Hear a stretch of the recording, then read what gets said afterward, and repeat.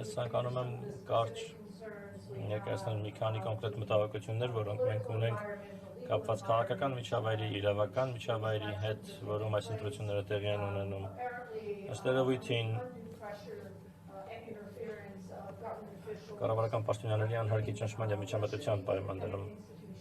չնայած որ դրանք պիտի լինեն անկախ ինստիտուտներ, անկախ քաղաքական կուսակցություններ, անկախ կրոնական հաստատություն, անկախ լրատվամիջոցներ, անկախ փաստաբանական միություն, անկախ դատական համակարգ։ Բոլոր այս ոլորտներում վերջին շաբաթվա ընթացքում մենք լսել ենք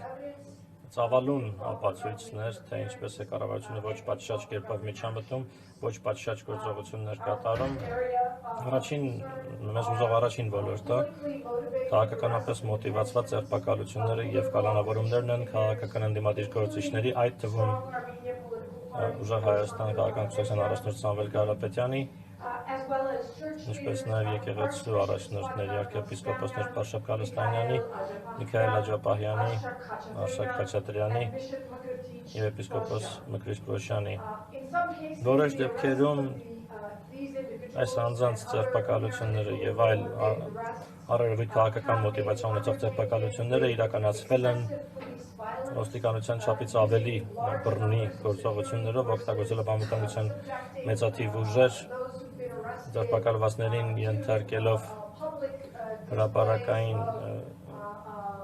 հրապարակայնորեն ցուցադրվող չափից ավելի ուժի կիրառության, մենք նաև հատկապես մտահոգվում է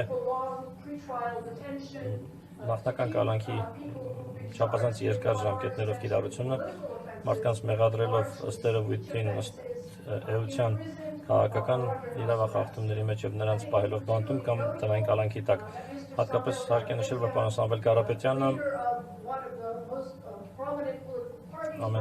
այս պահին հայտնի քաղաքական կուսակցություններից մեկի առաջնորդը մնում է տնային կալանքի տակ եւ շատ դժվար է պատկերացնել, որ ազատ եւ արդար ընտրություն կարող է տեղի ունենալ այն պայմաններում, երբ քաղաքական կուսակցության առաջնորդը ընդամենը մեղադրվել է խոսքի հետ կապված իրավախախտման մեջ, մնում է ազատազրկված։ Դա լավ տպավորություն չի թողնում Հայաստանի համար, Հայաստանի ժողովրդավարության համար ունենալ քաղաքական ընդդիմության ներկայացուցիչներ ազատազրկված վիճակում խոսքի հետ կապված իրավախախտումների համար։ Երկրորդը մեզ մտահոգում են դատական համակարգի անկախությանը միջամտելուն ուղղված ջանքերը, այդ թվում Պարսկագույն դատական խորհրդի միջոցով, որի արդյունքում արագացված կարգով պաշտոնից հեռացվել են դատավորներ առերևույթ քաղաքական մոտիվացիա ունեցող հիմքերով, ինչպես նաև դատավորների նշանակման հարցում սուբյեկտիվության մասին տվյալները քաղաքական հակառակորդների հետ կապված միայն խոսքին առնչվող իրավախախտումները քննելու համար։ Կարծես կառավարությունը հիմնականում այդ կերպ է քաղաքական մոտիվացիա ունեցող ձերբակալություններ իրականացնում, հիմնվելով քրեական օրենսգրքային աղոտ դրույթների վրա, որոնք փաստացի սահմանափակում են խոսքը։ Այդ թվում այն նորմերը, որոնք սահմանափակում կամ քրեականացում են այսպես կոչված խուլիգանությունը կամ ենթադրաբար իշխանության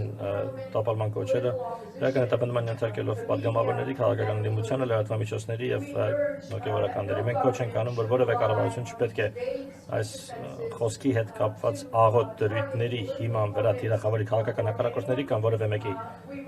Մենք հիշեցնում ենք պետական պաշտոնյաներին Հայաստանում, որ իրենք չպետք է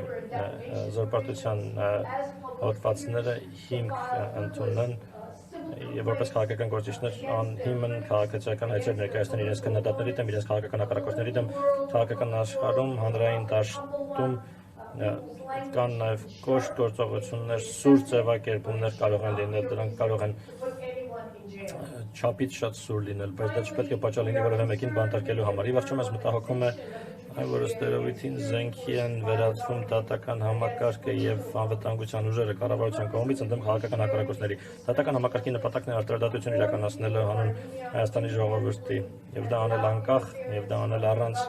կառավարության կամ որևէ քաղաքական կուսակցության միջամտության։ Անվտանգության ուժերի նպատակն է անվտանգություն ապահովել բոլոր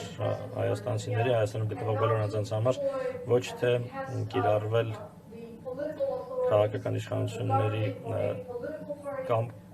կողմից կամայականորեն կամ որևէ կուսակցության կողմից կամայականորեն ընտրողաբար քաղաքական ընդդիմությանը քրեական տպանման ենթարկելու նպատակով։ Եվ վերջո նշեմ, որ մենք քանիցս լսել ենք նույնիսկ 3 վարչապետ Փաշինյանը իր ելույթում Ստրասբուրգում նշեց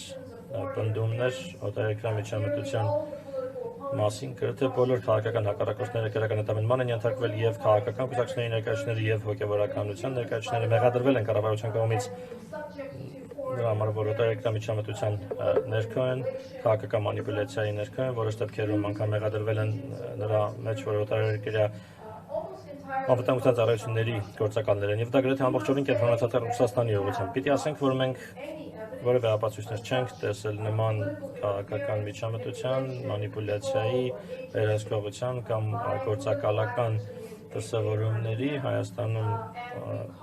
առկա քաղաքական սուբյեկտների շրջանակում։ Մենք կառավարությանը խորհուրդ ենք տալիս չկիրառել նման պնդումներ եւ մեղադրանքներ հանրային դաշտում, որտեղ մարդկանց կարելի է կարծիքը ձևավորել չներկայացնելով փաստացի որևէ ապացույցներ։